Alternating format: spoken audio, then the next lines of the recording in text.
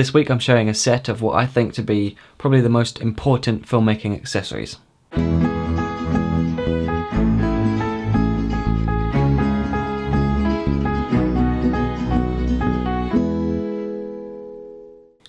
Hello, my name is Cade and this is DSLRguide. So for this week's video I decided to essentially dig out all of the tiny little accessories of things which are really helpful, really inexpensive, and can make up this whole set of filmmaking accessories.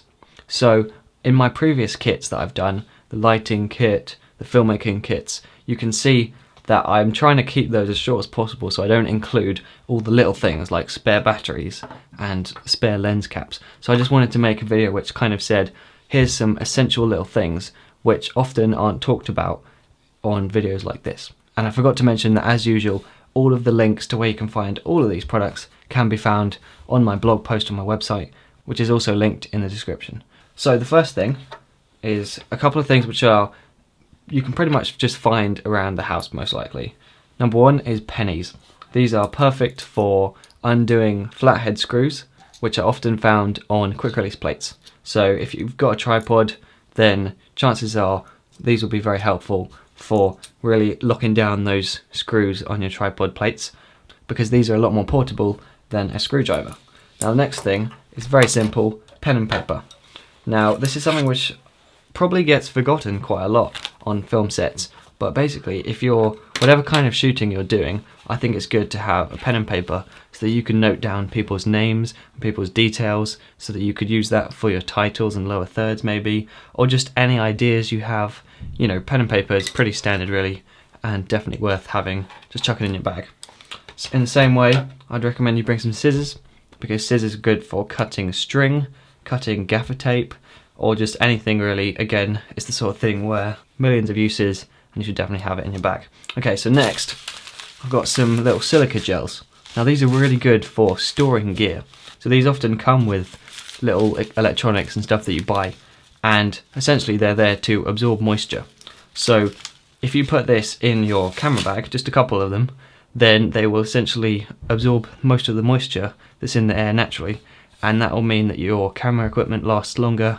Things like lenses, it's very important that they are in dry conditions. So just putting a few of those in your camera bag and changing them out every few months is a really good way to look after your equipment. Now speaking of looking after equipment, this is the next thing. This is a lens blower, and it's really good for cleaning lenses or anything really. It's great for getting rid of dust with minimum damage to the thing that you're cleaning.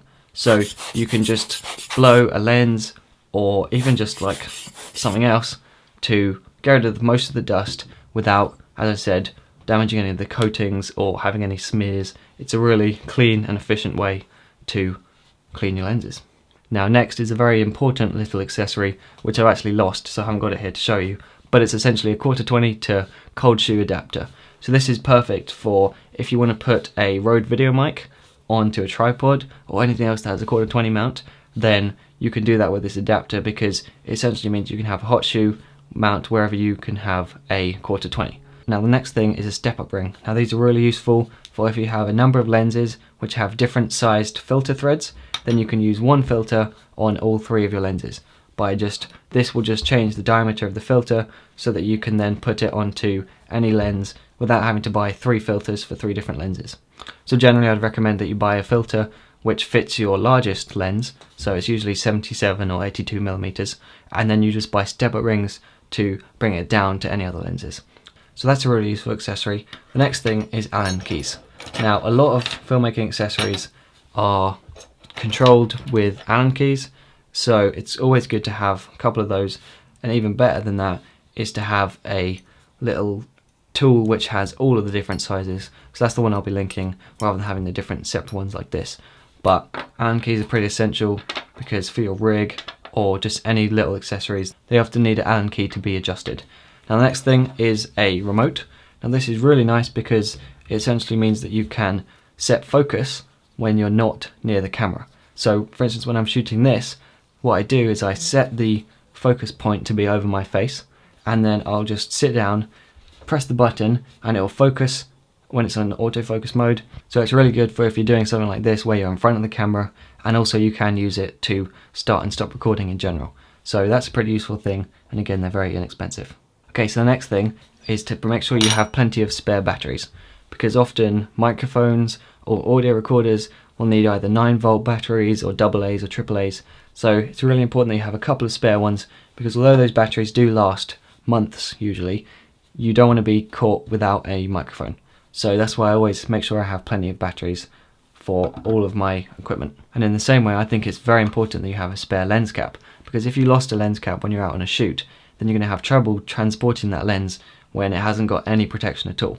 So it's really good to have 1 or 2 spare lens caps for each of your lenses in case you lose one. Okay, so next up, I recommend that you get at least 2 quick release adapters.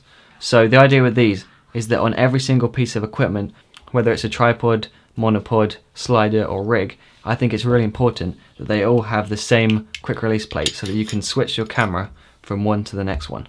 And while this is quite a big investment if you're going to be looking into buying like 4 of these, it doesn't matter which kind you get as long as you keep it consistent. A lot of people go for the Manfrotto ones, but the important thing is that they're metal and that they have a safety feature like this one does. So it won't come out until you press the button.